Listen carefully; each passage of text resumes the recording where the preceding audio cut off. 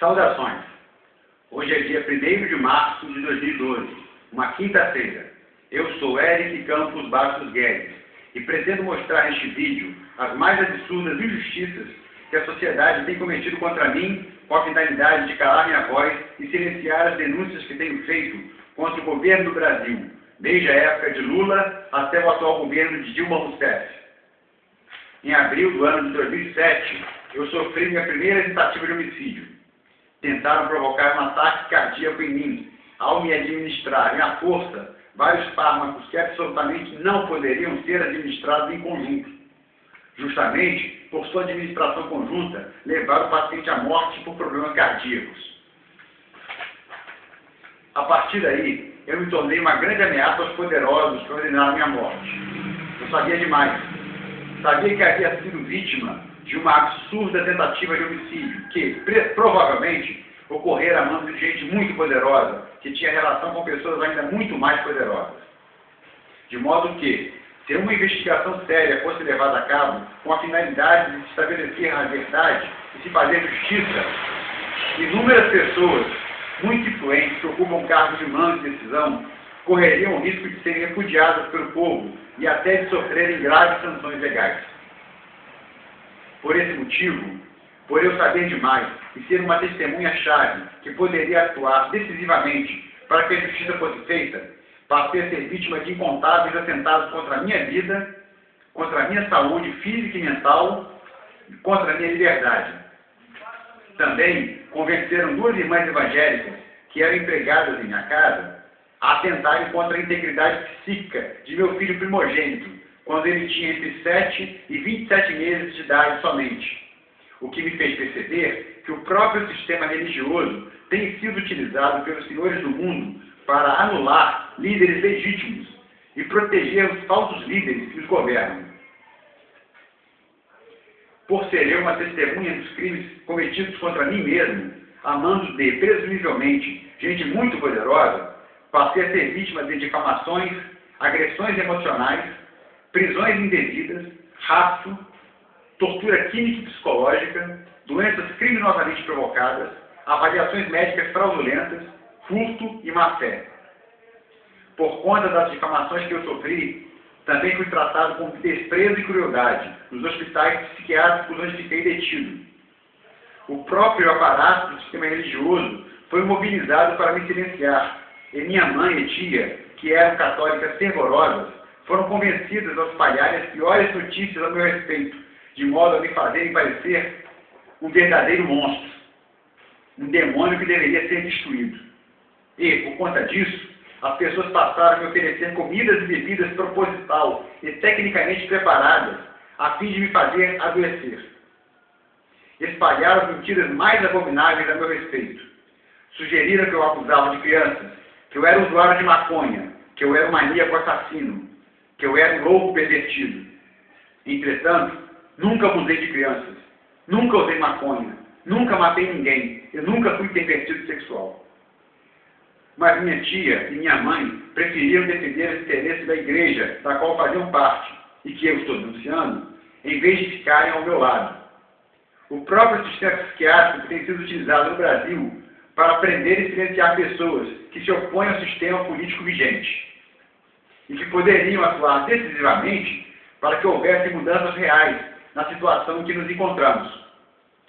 Tudo que eu disse neste vídeo está explicado pormenorizadamente no e-book O Povo Cego e as Farsas do Poder 3ED, disponível gratuitamente na internet, no buscador Google, para leitura e download. A leitura desse livro é imprescindível para quem busca compreender de fato os mecanismos utilizados pelo poder para se perpetuar e para anular quem tem possibilidade de enfrentá-lo. Mas atenção, trata-se de uma história real e muito chocante, que precisava ser contada, mas que é desaconselhável para menores de 16 anos. Para finalizar, quero dizer 3 coisas. Em primeiro lugar, várias pessoas no Brasil e no mundo estão sendo mortas ou privadas de sua capacidade de atuação política e intelectual através de doenças criminosamente provocadas, entre as quais posso citar a neurocisticercose, a neurosífilis e o câncer. Ou você acredita realmente que o câncer de Hugo Chávez, atual presidente da Venezuela, é obra do acaso? E o câncer que matou Steve Jobs? E no Brasil, o que dizer do câncer que matou Enéas Carneiro? Essa lista poderia se estender muito. A ocorrência do câncer entre pessoas que ocupam posições politicamente significativas e que teriam chances de ganhar a confiança do povo parece ter uma predileção muito grande pelos líderes de todo tipo e pelos verdadeiros líderes em potencial.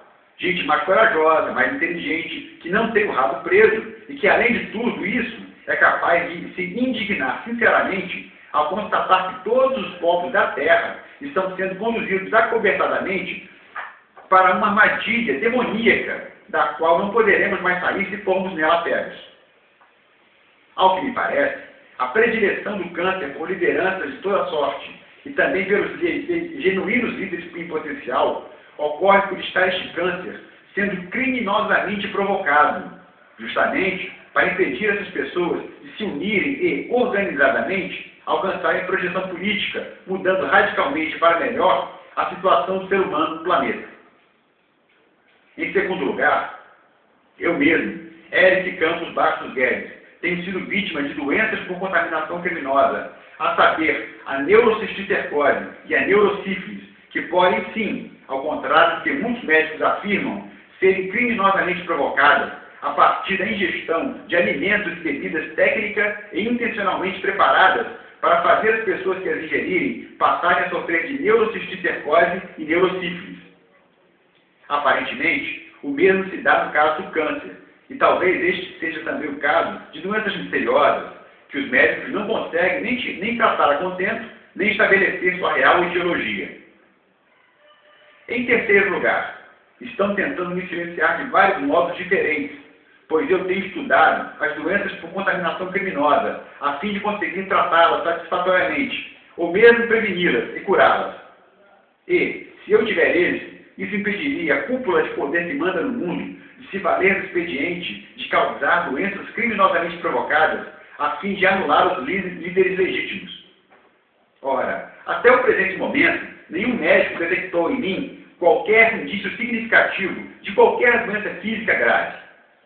Para os médicos que eu consultei, foram vários, minha saúde física é perfeita, com exceção de pequenas alterações na produção do hormônio TSH e do T4. Quero dizer que não existe, até agora, estamos em 1º de março de 2012, nenhum indício de que eu tenha qualquer doença altamente letal, ou fisicamente incapacitante, ou neurologicamente incapacitante, ou que eu sofra de qualquer síndrome demencial verdadeira, ou mesmo que eu sofra de algum tipo de câncer. Não existe nada nesse sentido. No entanto, eu terei realmente muita sorte se, daqui a 10 anos, em 2022, eu ainda estiver vivo e com saúde suficiente para continuar a pesquisar e a me sobressair em atividades intelectuais. O motivo é que, se os senhores do mundo conseguiram provocar o câncer no presidente da Venezuela, Hugo Chávez, então coitado de mim. O que é que eles não poderão fazer comigo? Eu gostaria que vocês prestassem muita atenção ao que vou dizer agora. Se, a partir de hoje, dia 1º de março de 2012, eu vier a ser diagnosticado com alguma doença altamente letal, ou com alguma síndrome demencial real, ou com qualquer doença degenerativa grave, ou com câncer, ou com qualquer doença que reduza drasticamente meu tempo de vida, ou minha capacidade de pesquisa, então vocês já sabem. Trata-se de uma doença criminosamente provocada, de viés conspiratório. E se eu vier a sofrer de um tal tipo de doença, isto significa que muitas das teorias conspiratórias deveriam ser investigadas mais a fundo, porque se as ideias básicas delas são verdadeiras, então é perfeitamente possível que as grandes elites financeiras internacionais estejam planejando exterminar de 90% a 95% da população mundial antes de 2050. E isso pode significar a morte prematura de nossos filhos e netos. Obrigado pela atenção. Eu sou Eric Campos Bastos Guedes e até a próxima.